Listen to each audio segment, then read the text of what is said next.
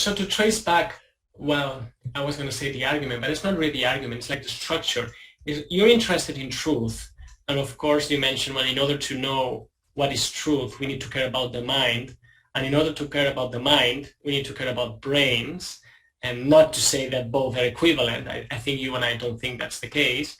And now, No. when we think about brains, we have this exquisite landscape of what's going on, especially in these clinical cases.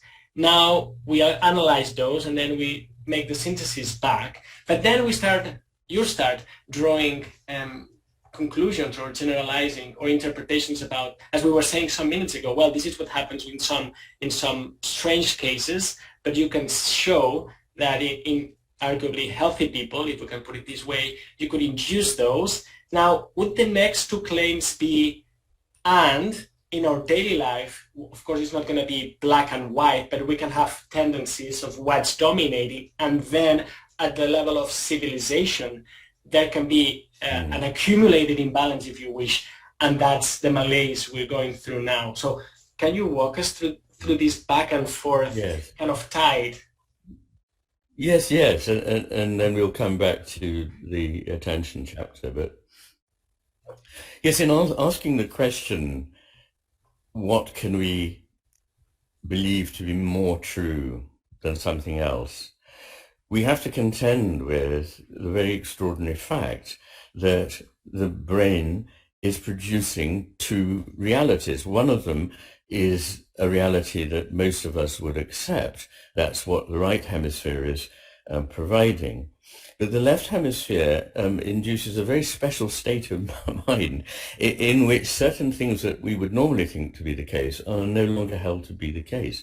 So how do we balance these two things? Because they're both there. And in leading our lives, we do balance these two things for some purposes, having decontextualized abstract concepts is helpful. It's helpful for doing manipulation, for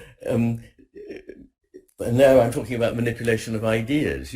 Let's try out a theory. Let's put this into the machine and see what comes out.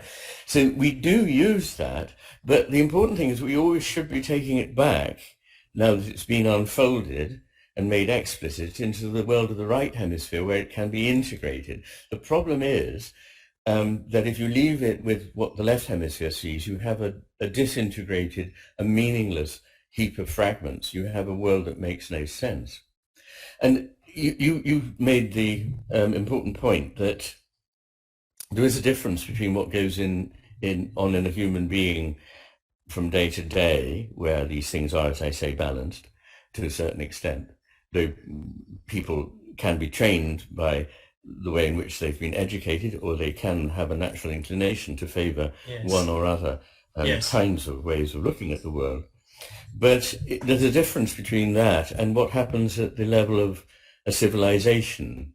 And that's because, particularly in the kind of civilization that we have now, where the way in which we deal with ideas is by public debate in a very explicit fashion, not dealing, as in the past people did, with reality through poetry, ritual, mythology, narrative, music, drama, all these ways in which we can integrate the more complex picture of the world that the right hemisphere has, but largely by a series of logical propositions. And that is the way in which the left hemisphere constructs, or as I would say, misconstructs the world.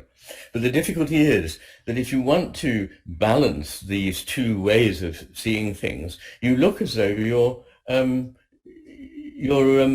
contradicting yourself. And it's much easier to dismiss somebody if you can show that they've contradicted themselves than it is to show that the picture that they've got of the world makes no sense at all. So what happens is that people are frightened off saying things that in fact are not very easily said in explicit language. That's why we have art. That's why we have spiritual and religious literature. These things get sidelined. And so what I aim to do in the book is to ask the question, first of all, which of these two ways of looking at the world is more veridical? And at the end of part one, after we've looked at these various portals to truth, attention, perception, judgment, emotional and social intelligence, cognitive intelligence, and creativity. These are the ways in which we can get news about the world, or bring a certain kind of world into being for us. Which of these is the more veridical? And the answer is that in every case, it is effectively the right hemisphere that has the upper hand.